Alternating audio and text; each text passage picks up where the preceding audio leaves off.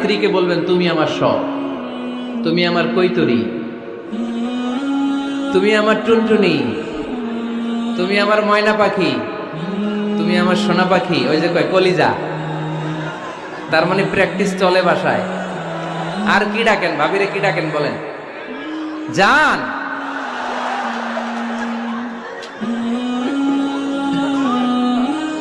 জান ডাকেন।